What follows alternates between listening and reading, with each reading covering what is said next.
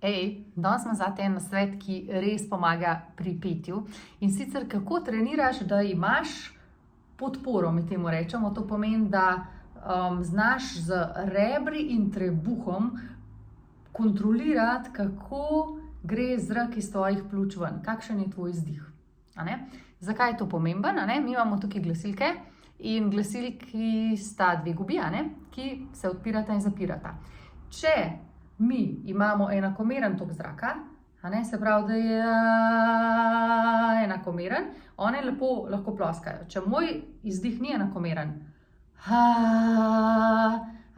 zelo veliko zraka buta na te dve gubici od spodaj in potem mi težko pojemo, se pravi, dolge fraze, hitro izgubimo v zrak, ali pa imamo težko stabilen glas. Tako da mi rabimo tukaj spodaj neko podporo, temu rečemo support, eni rečejo temu petje s prepono, pač različne fraze, saj rečem podpora, da stojim in imam dober podprt glas. In moramo s tem spodaj poskrbeti, da je ta izdih čim bolj enakomeren. Zdaj ti pa povem eno prispodobo. Imaš balon, in balon napihneš, držim balon, napihnem, in ko jaz ta balon spustim, kaj se zgodi?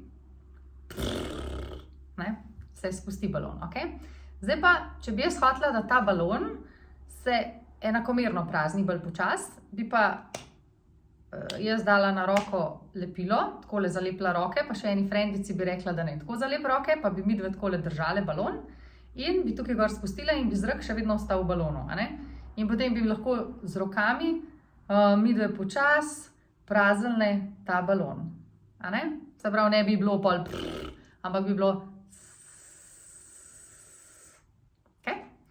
Zdaj si pa predstavljaj, da imamo mi v našem telesu nekako enako, kot je ta balon, Se pravi, tole je balon, to medenice je balon, tukaj gor, kjer so glasilke, tukaj je pa pač to, kar jaz držim z roko, In ko jaz vdihnem in potem zapojem, ko jaz zapojem, grejo glasilke skupaj narazen.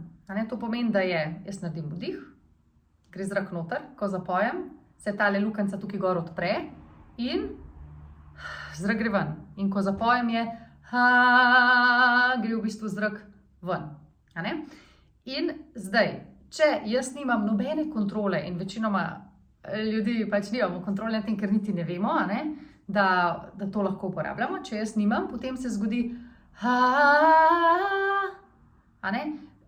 rebra prbijo skupaj, izdih je potem neenakomeren, glasilke so tukaj zelo obremenjene zaradi zraka in tudi jaz zelo hitro izgubim zrak.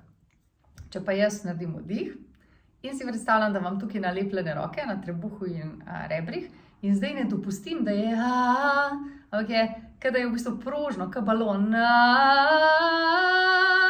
A vidiš?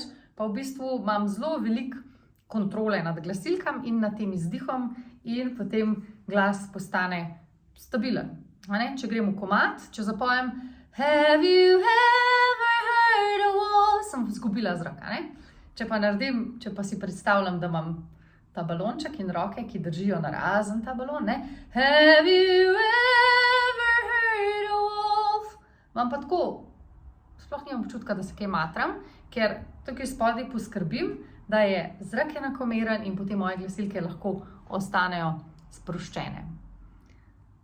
Tako, zdaj pa probi to vajo, karkoli lahko poješ, in probi, če ti pomaga, da res tukaj odpreš, da se odpreš. Tukaj spodaj moramo biti odprti, da se ne zapiramo, Tako da predstavljaj si balon, ti ta balon držiš in potem prožno počas puščaš in mi sporoči, kako ti gre. Čau!